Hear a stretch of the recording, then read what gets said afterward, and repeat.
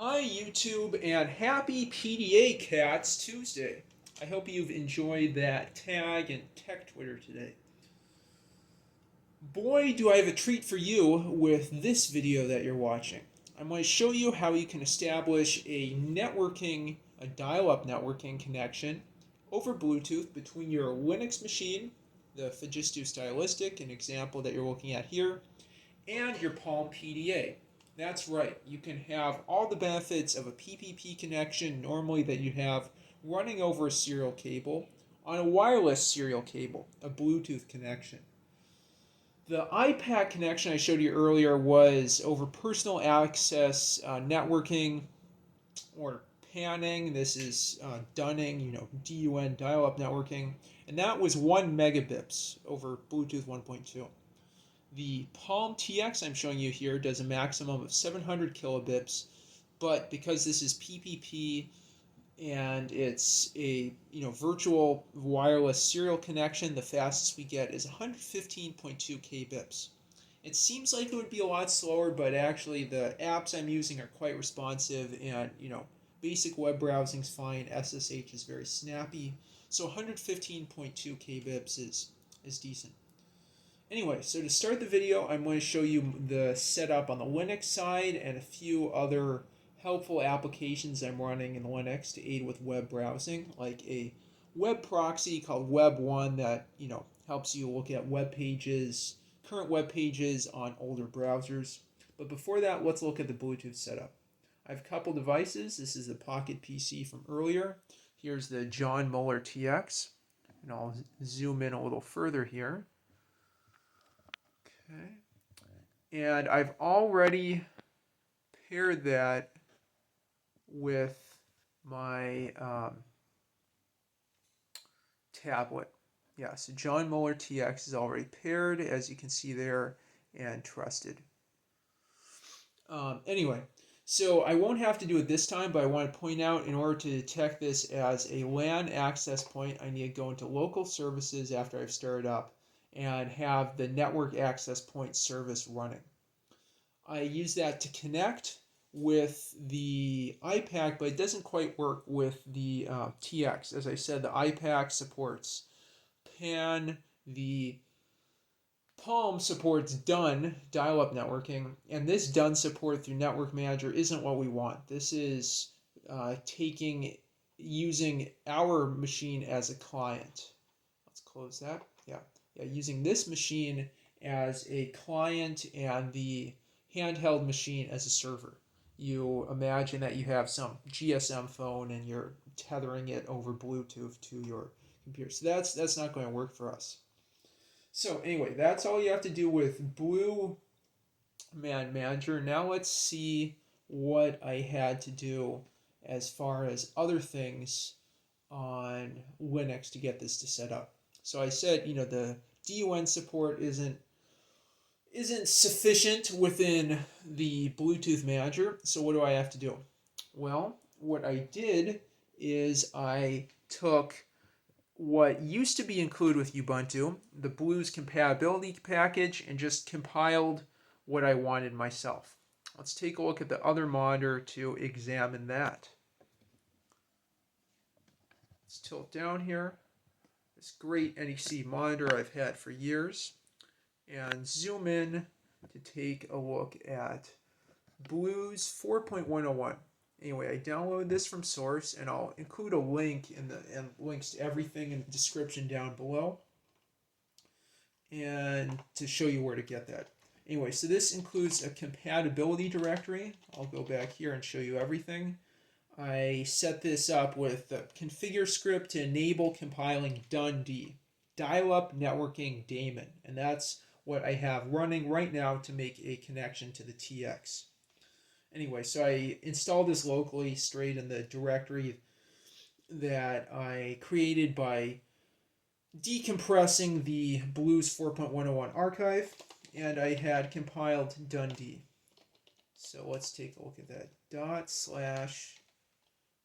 /dundee /dundee help. Yeah, so that's Bluetooth LAN access over PPP daemon version 4.101, and it works great on this very new Linux machine. Or not very new Linux machine. Uh, this machine running the newest version of Ubuntu. Yeah, you can see this is 18.04 Ubuntu, and I'm able to run this dundee version that I just compiled. Anyway, so that is what I will run in order to establish this wireless PPP connection over Bluetooth. But there's some issues that come up. Let me pull up my current happily working dundee instance and move that over here. I'll come back to it. But I'm going to show you a couple pages showing the sorts of kinks you have to work out to get dundee running. Think of this as the equivalent of PPPD, except with some Bluetooth specific features like listening on all channels, which was a real pain in the butt when I tried to combine RF-COM with PPPD. So it's the equivalent of running PPPD over an RF-COM channel, but it automates and helps out with a lot of things for you. Okay, so what's an issue? Well, one big thing that happens, as we can see in this Stack Exchange link that I'll add into my post, is Bluetooth D doesn't handle dundee. You'll lock up, let's see what the exact error is. Anyway, you run dundee, you think everything's going to be good. You've configured it, but you get failed to connect to SDP server. Gah. So in order to get that to work with dundee, I change this what do you call it?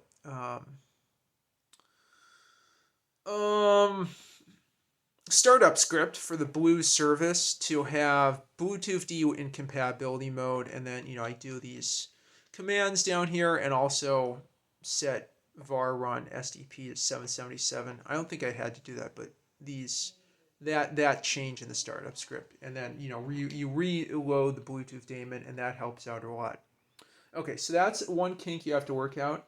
I'll also include a link to the pages I use to get the different scripts that help. Essentially, you create this etc ppp peers dun file that's written like this: the IP address of your PC, the IP address that you'll assign to whatever connects, and make sure you have the correct DNS server. So I played around with that, made sure the subnet made sense and everything, and that works great now. And then so this is what you do for running dundee. I think I added no detach, and I'll see if one of these other pages has it, since I wasn't running in daemon mode. Let's see. No detach does not become a daemon. It's just you see the output in the command line, and you can close it whenever you want. Here's another page that I'll probably include. Very similar things. Test for connection, and then I still have to work out how to get this running as a daemon, but I'll include all these pages you see here in the description. All of this is super, super helpful. Command to start the dial-up networking server, how to run daemon mode, and eventually I just want to have this run at startup, have this dundee daemon running so I can connect my Palm whenever. Okay, so that's, I think, all good. I'll go back to the other screen. We can just see what my PPP configuration file looks like. Let's tilt down again and zoom out a little. Okay. Let's do sudo cat /etc/ppp/peers/dun. There you go. So there's my DNS and everything. And my script. And this is running right now, and it works great. Yep.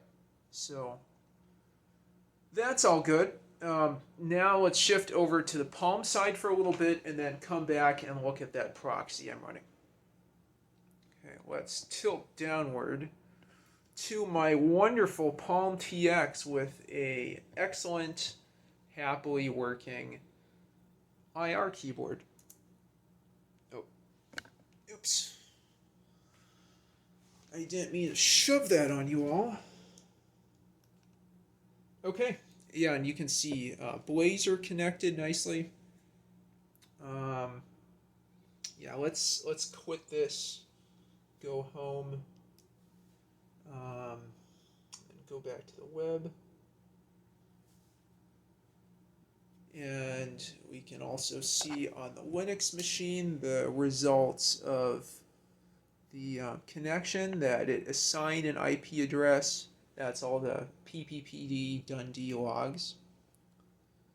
Okay, and now, hey look, we had a connection to google.com.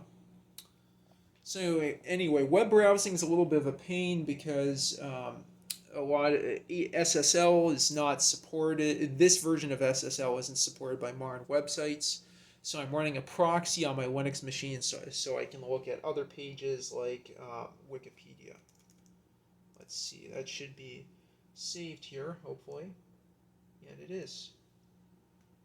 And see, I wouldn't normally be able to load Wikipedia, but I am now because I have this WebOne proxy running. And that's really easy to set up. It just needs .NET and so on. And in a second, I'll show you that. Okay, so that's one thing that you can do with this. Another thing you can do is telnet and SSH. SSH, I'll show you a sample session and then some of the changes I had to make to my sshd. I'm really only able to log into this Linux machine over SSH because I had to add in the proper key exchange algorithm and Cipher to be compatible with PSSH. Okay, let's go back home and go TX. What do I want to go to? PSSH. Yeah. Yep. It's true. Let's connect. And maybe I should use. Okay. Maybe I will turn this over to show you the proxy for a few seconds while I log in.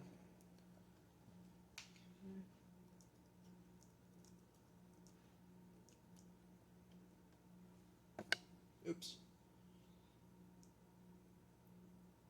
Okay. Yeah, I've logged in there.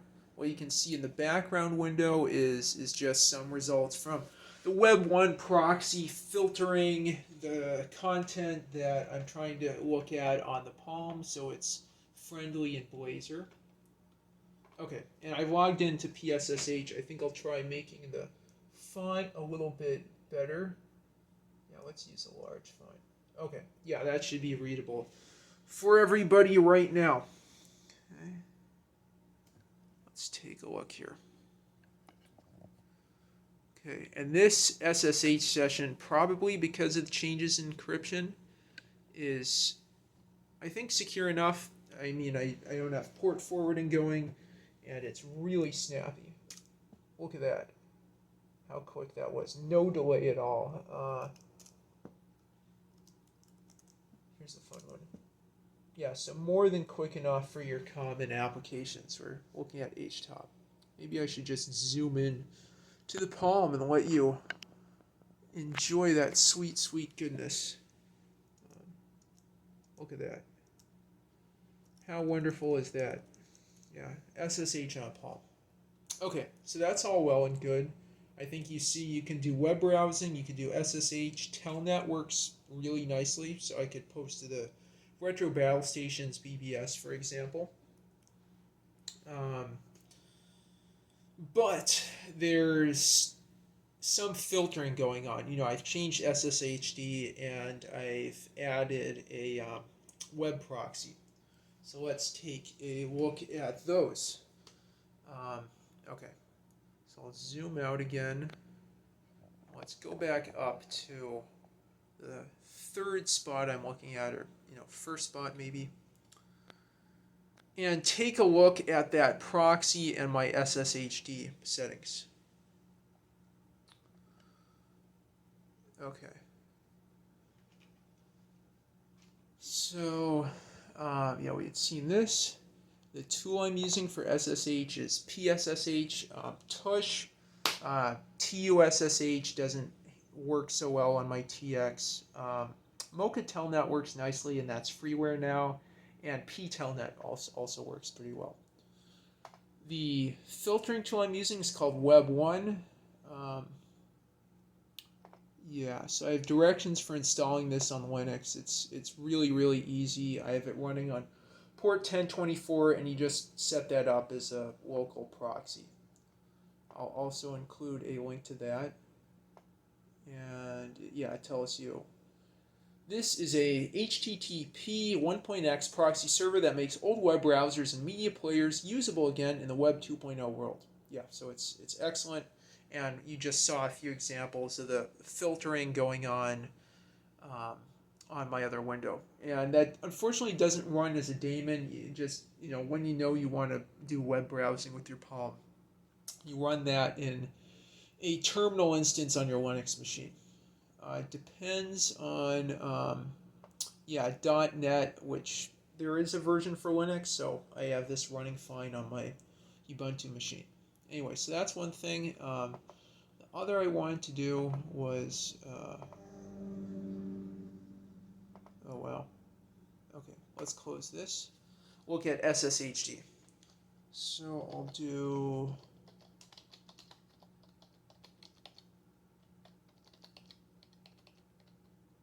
SSH.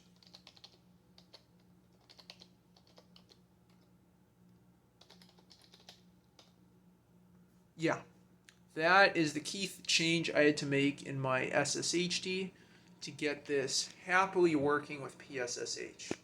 And by happily, I really mean how happily. I'll include that in the description, but just take a look at that there. Diffie-Hellman algorithm, group 1, SHA1. I'm not totally sure about that key exchange algorithm. Yeah, there's different groups and different types. And then a AES 128-bit cipher CVC. Again, I'll have to look that up. But you need both of these added on to your local SSHD so you can connect to your home machine from PSSH, and it works great now. But just those changes. Maybe I'll go ahead and spend a little bit of time looking that up. WebOne, okay. AES 128-CVC.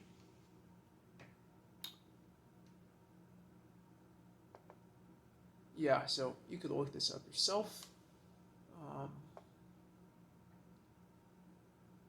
Cipher blockchaining as opposed to counters. So something about,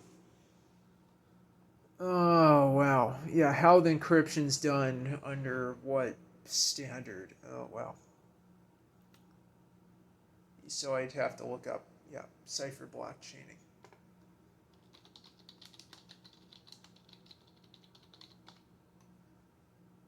It's a mode of operation for a block cipher, one in which a sequence of bits are encrypted as a single unit or block with a cipher key applied to the entire block. And maybe a counter is not applied to the entire block.